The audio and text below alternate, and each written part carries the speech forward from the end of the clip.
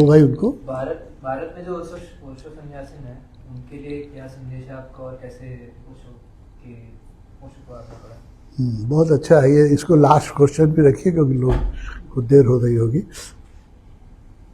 देखिए, किसी भी गुरु की प्रतिष्ठा पहचान उसके शिष्य कराते हैं। नाम या बदनाम दोनों शिष्य कराते हैं किसी भी गुरु को। एक, अगर विवेकानंद नहीं होते तो रामकृष्ण का नाम हम लोग भी नहीं सुनते। सारी दुनिया आज कैसे रामकृष्ण को जानती है? एक शिष्य के नाते, जिस शिष्य का नाम है स्वामी विवेकानंद, है ना। हर बंगाली के घर में रामकृष्ण की तस्वीर रहती है। और भी जो यहाँ भी है, जो ध्यानी हैं, जो प्रेमी हैं, जो साधक हैं, वो रामकृष्ण की तस्वीर रखते हैं या किताब रखते हैं या पढ़ते हैं, है ना। रामकृष्ण के जैसे सीधे साधे, जिनको बोलना भी नहीं आता था, पढ़े लिखे भी नहीं थे, ऐसे गुरु बंगाल में बहुत हुए हैं, हिंदुस्तान में भी बहुत हुए हैं। उनको हम क्यों नहीं पहचाने? उनको विवेकानंद नहीं मिला। तो भगवान ने कहा है कि रामकृष्ण बड़े भाग्यशाली थे कि उनको विवेकानंद मिल गया, सारी दुनिया उनको पहचान गई। ऑटोबायोग्राफी ऑफ योगी तो आप सबने पढ़ा होगा। कितने लोगों ने पढ़ा है? हाथ उठाइए तो फिर अच्छा, जो हाथ नहीं उठे उनसे मेरा निवेदन है, कृपया उस किताब को बस पढ़ लीजिए। इंसाइक्लोपीडिया है, वो आध्यात्मिक व्यक्ति को पढ़ना ही चाहिए। योगानंद जी ने वो किताब लिखी है। योगानंद जी ने उस एक किताब के द्वारा, उनके गुरु थे केशवर गिरी, उनके गुरु थे लाहिड़ी महाशय, उनके गुरु थे महाअवतार बाबा जी, जो अभी भी शरीर में है 10,000 सालों से, है ना। तो एक किताब से, वन बुक ऑटोबायोग्राफी ऑफ योगी, एक किताब से ये चारों गुरुओं का परिचय सारे विश्व में हो गया। जर्मनी में, इंग्लैंड में, फ्रांस में ये किताब दुनिया की हर भाषा में अनुवादित हुई है। ऑटोबायोग्राफी होगी बाइबल के बाद सबसे अधिक बिकने वाली किताब। बाइबल तो फ्री में बांटते हैं, ये तो बिकती है। तो बाइबल के बाद सबसे ज्यादा छपने वाली किताब ऑटोबायोग्राफी ऑफ योगी है। दुनिया की सारी भाषाओं में छपी है और बिकती है। और उस एक किताब के कारण आज हमको युक्तेश्वर गिरी का परिचय है, लाहिड़ी महाशय के बारे में जानता हूँ, महाअवतार बाबा के बारे में हम जानता हूँ। तो देखिए, गुरु शिष्य क्या कर सकता है? एक शिष्य सारे अपने गुरु नहीं, अपने उनके गुरु के गुरु के गुरु को भी, जर्मनी, इंग्लैंड, फ्रांस, दुनिया का कोई देश नहीं है जहां महाअवतार बाबा जी को आज लोग नहीं जानते हैं। और ऑटोबायोग्राफी ऑफ योगी के पहले कोई नहीं जानता था। तो एक शिष्य गुरु को विश्वव्यापी कर सकता है, एक शिष्य। तो आपने पूछा भारत के सन्यासी क्या कर सकते हैं? मेरी आपसे विनती है, आप विवेकानंद बन जाइए ओशो के। आप महाअवतार बाबा के योगानंद बन जाइए। हम लोग को एक योगानंद की जरूरत है हिंदुस्तान में। एक योगानंद ओशो का चाहिए, एक विवेकानंद ओशो का चाहिए। फिर सबके गले में माला आ जाएगी, फिर 50 लाख सन्यासी बने। ये देश तो बुद्धों का देश है ना। भारत जैसा पवित्र देश तो दुनिया में कोई है ही नहीं। कण कण में यहाँ अध्यात्म है ना। तो अगर विवेकानंद नहीं होते तो रामकृष्ण का हम लोग नाम भी नहीं सुने होते। तो हमें ओशो को भी एक विवेकानंद चाहिए, ओशो को एक योगानंद चाहिए। आपसे मेरी विनती है, जो मेरे प्रोग्राम को सुन रहे हैं, लाइव सुन रहे हैं, उनसे सबसे मेरी विनती है, हम लोग बहुत कमजोर शिष्य हैं भगवान के, और मेरी उम्र अब 81 साल हो गई है। अब ऊपर कम्यून बनाने के लिए बुलाहट हो रही है, ऊपर भी सेंटर खोलना है, तो कब चला जाऊं पता नहीं। इसलिए जो युवा हैं, जिनके अंदर अभी शक्ति है, तेज है, बल है, उनसे मेरा निवेदन है कि ओशो के विवेकानंद की आवश्यकता है। ओशो जैसा व्यक्ति पृथ्वी पर कभी पैदा हुआ ही नहीं, न भूतो, अतीत में कभी ओशो जैसा गुरु पैदा नहीं हुआ। और अगर आप तुलना भी कर रहे हैं तो ओशो की तुलना मेरे दृष्टिकोण से सिर्फ भगवान श्री कृष्ण और शिव से कर सकते हैं,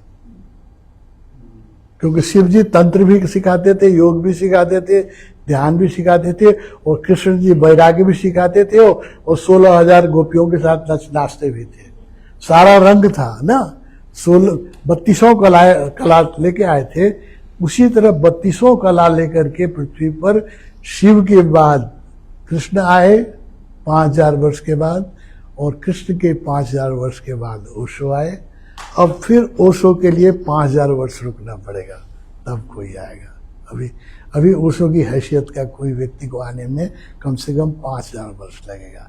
तो ऐसे व्यक्ति की जो इज्जत होनी चाहिए थी हिंदुस्तान में नहीं हो रही है। मुझे बहुत पीड़ा है, मैं रो रहा हूं। नेपाल में हर सन्यासी के घर में, हर सन्यासी के गले में माला है, और हर रोड पर ओशो सन्यासी मिल जाता है, और ओशो की तस्वीर प्राइम मिनिस्टर के घर में लगी हुई है। यहाँ क्यों नहीं हो रही है? जहां पर कि इतने ये पुण्य भूमि है, वो हिंदुस्तान के जैसा पवित्र भूमि पृथ्वी पर कहीं नहीं है। हिंदुस्तान तो पूरा, हिंदुस्तान एक तीर्थ स्थल है। वहां पर ओशो के काम बिगड़ रहे हैं, कुछ थोड़े मुट्ठी भर लोग बिगाड़ रहे हैं, और बाकी सन्यासी ताली बजा के घर में बैठे हैं, है ना। हम लोग खड़े हो जाएं और आपके अंदर से तेज जगे, भगवान करें। भारतवर्ष में मैं भगवान से विनती करता हूं, भगवान का एक विवेकानंद पैदा हो। दुनिया में भीड़ कोई काम नहीं करती है, अकेला व्यक्ति काम करता है ना। रामकृष्ण के तो बहुत शिष्य थे, उनको आप नाम भी नहीं जानते हैं ना। उन्होंने कुछ, भगवान रामकृष्ण को दुनिया में एक विवेकानंद ने पहचाना है। युक्तेश्वर गिरी के भी बहुत शिष्य थे, लाहरी भाषा के बहुत शिष्य थे। आज हम सिर्फ विवेकानंद को जानते हैं, है ना। ऐसा एक व्यक्ति की भारत में बहुत आवश्यकता है, बहुत। और भारत माता की मिट्टी से मेरी प्रार्थना है, जल्दी से एक विवेकानंद भेजो ओशो का। क्योंकि ऐसी देश में, जब अभी आज की मीटिंग में 5,000 लोग जमा होने चाहिए थे, हमको कहीं इंडिया गेट पर करना पड़ता, लेकिन 50 लोग भी नहीं जमा हो पाए। ये कितनी बड़ी हमारी फेलियर है। ओशो जैसे व्यक्ति के सत्संग में 50 आदमी भी हम दिल्ली, इंडिया की राजधानी में जमा नहीं कर पा रहे हैं। Sheer failure. आप नेपाल का देखिए, आपको दिखाऊंगा, टीवी रहता तो दिखाते। हमारे सेलिब्रेशन में 12,000 लोग जमा होते हैं, सन्यासी, देखा है ना। 12,000 सन्यासी जमा होते हैं, काठमांडू वैली के, पूरे नेपाल के नहीं, है ना। और यहाँ हम 50 आदमी भी नहीं जमा कर पाते हैं। तो इसके लिए ओशो के प्रति एक समर्पित शिष्य चाहिए, जो साधक हो, ईमानदार हो, ओशो को हृदय से प्रेम करता हो, वो साधना करता हो, उसके अंदर से तेज निकलेगा। उसी तेज से भारत में झंडा ऊंचा उठेगा जैसा था। उसी लिए मैं आता हूँ, लोगों को इसलिए विनती करता हूँ। नेपाल में मुझ जैसे अकिंचन ने थोड़ा काम किया है, मेरी तो बहुत कमजोरियां हैं। मैं कोई बहुत अच्छा शिष्य नहीं हूँ। I have many weaknesses, I have many failure. फिर भी मैंने 1 लाख सन्यासी तो पैदा किए ना। 1 लाख को तो 1.5 लाख लोगों को मैंने दीक्षा दी है। 1 लाख उस नेपाल में, और 50,000 नेपाल से बाहर आए, तो 1.5 लाख को जब ऐसा अकिंचन साधारण व्यक्ति दे सकता है, तो अगर इंडिया में अगर एक ओशो का सच्चा सन्यासी पैदा हो जाए, इंडिया में तो 10 लाख, 20 लाख, 50 लाख सन्यासी तुरंत पैदा होंगे। क्योंकि देश ही आध्यात्मिक देश है, घर घर में अध्यात्म है। यहाँ हर घर में पूजा होती है किसी न किसी गुरु की। ऐसा देश दुनिया में नहीं है। मैं दुनिया घूमा हूँ, इंडिया से ज्यादा आध्यात्मिक संभावना का देश संसार में कोई भी नहीं है। और इस देश में ओशो की इतनी अवज्ञा जो हो रही है, मुझे देख के बहुत पीड़ा होती है। इसी पीड़ा को पोखने के लिए, रोने के लिए मैं आता हूँ। आप लोगों से विनती करता हूँ कि ओशो को जगाइए, ओशो के मूवमेंट को जगाइए, ओशो के देशना को जगाइए। किसी भी तरह भारत में ओशो का झंडा बहुत ऊंचा उठना चाहिए, ये मेरी आपसे विनती है। इसलिए मैं दुख देता हूँ आपको और अपने भी दुख लेता हूँ, आपके बीच बार बार यही करने के लिए आता हूँ। और आपको अगर देखना है, कुछ और प्रेरणा लेनी है, तो आप तपोवन आ जाइए, देखिए आज तपोवन इंटरनेशनल कम्यून बना हुआ है। कभी भी आप जाएंगे, किसी भी दिन में ऐसा नहीं होगा जिस दिन 10 कंट्री के लोग वहाँ नहीं हो। 365 दिन ही 10 कंट्री के लोग रहते हैं, है ना, ज़्यादा ही रहते हैं। और महीने में 4 बार दीक्षा होती है, हर दीक्षा में 30 आदमी 35 आदमी दीक्षा लेते हैं। तपोवन में दूसरे कम्यून्स में ले रहे हैं। हमारे यहाँ 2000 लोग हर साल नए दीक्षित हो रहे हैं। 1 लाख तो हैं, है ना। अभी इतनी दीक्षा कहीं नहीं हो रही है विश्व में। इतना गरीब, दुनिया में सबसे गरीब राष्ट्र जो है वो नेपाल, उसमें आता है, poorest country in the world. उसमें ऐसा हो सकता है। तो आप तो 5th इकोनॉमी है, आप 3rd इकोनॉमी होने वाले हैं। भारत तो 3rd इकोनॉमी होने वाला है। उस देश में ओशो की ऐसी अवज्ञा मुझसे बर्दाश्त नहीं होती है, देखी नहीं जाती है, मेरा हृदय रोता है।